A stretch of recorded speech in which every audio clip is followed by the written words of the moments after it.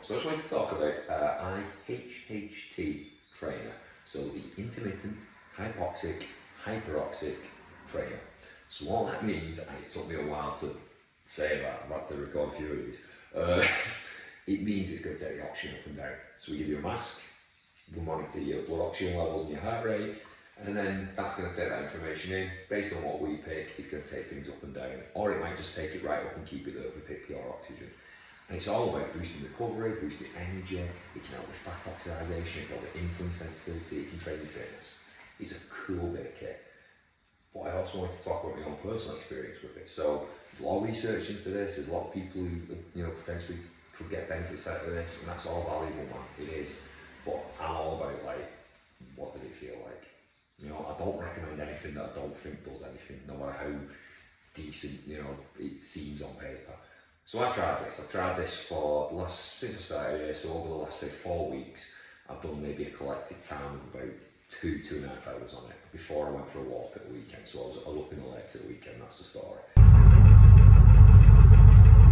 And I'd done an hour, which was hard, it takes you down, you're like, man, I've got to think about the breathing here, and then it takes you back up and it does that for like an hour, and you feel okay after it.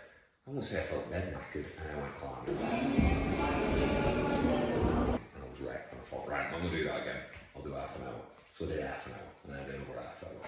And that was it, maybe I did some oxygen after that last half hour. So I hadn't been on it that much. And then we go walking the lakes. We start getting to the inclines, and it's snow, it's sleet, we're wet through right from the beginning. It's a miserable day. It got hard, it was like 14-15 miles of a lot of snow, bad weather. Put it in perspective, one of my mates actually got mountain rescued off. Turned round and he got himself into a bit of trouble. He's fine, we ripped him, it's okay. Anyway, tough day. And I've been on the lakes for years, man. Done all the big ones. I've done it in the snow, I've done it all, we've been there for a couple of days, and we've camped out and roughed it and stuff like that. I've done bloody Elvelin in the snow shirtless. Like, I like the walks. I've been doing it since I was a fighter, and since I was like a little 70-kilo guy.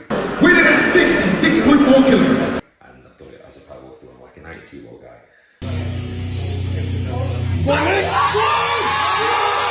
And over the years it's got harder, because I've got heavier, my fitness hasn't been the same, my mobility's not been the same.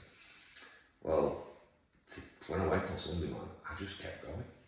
That's all I can explain. Like, where I normally feel like the heart rate would top out and I'd have to give myself a minute, I need some snacks and stuff, because it's the type of day where it's that cold, you only get your water bottle. It's fancy snow coming out your food. That's what we do it for, boys. We barely ate and drank all day. We just had to keep moving. Your hands are wet, everything's just wet through and freezing. But yeah, I never, I just kept going. Like on the inclines, through the snow, marching, bang, bang, bang, bang, bang. I led like a ferocious pace. It's probably what led me mate to being like, I can't do this, because he's been getting fitter, but it was like, I led a decent pace on it. And I haven't felt like that since I was that 70-kilo fighter. Wasted energy throwing useless shots. Each shot is meaningful. There you go. Look. I'm 15 kg heavier still. Because when I was like a 90-kilo powerlifter and doing it, it was tough, man. I hurt myself, it was wrecked.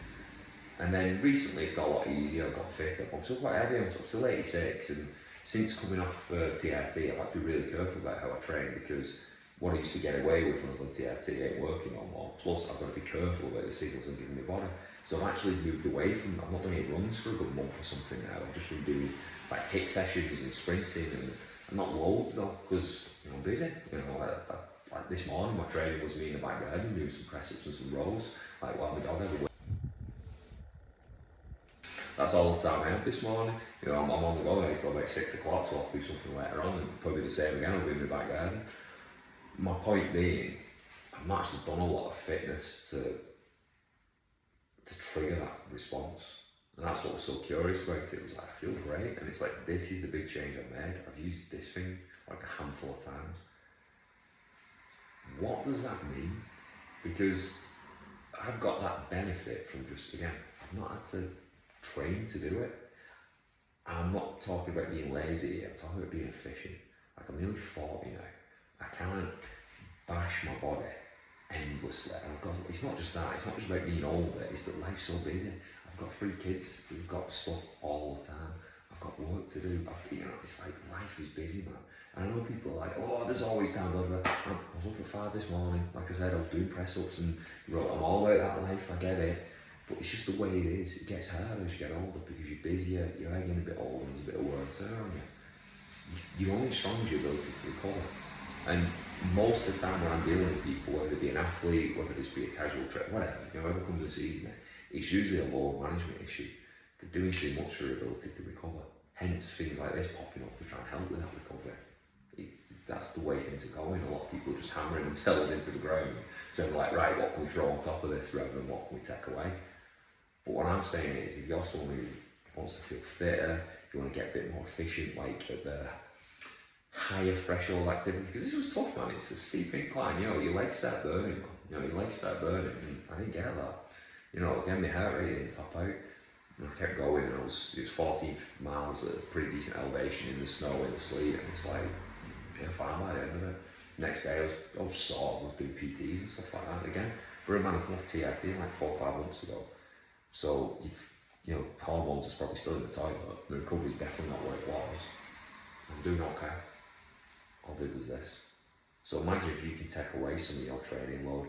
Some of the stuff that you're not enjoying it, it's not really serving a purpose, it is just grinding to keep you at that higher level of fitness. Like when I was fighting, I used to run every single morning.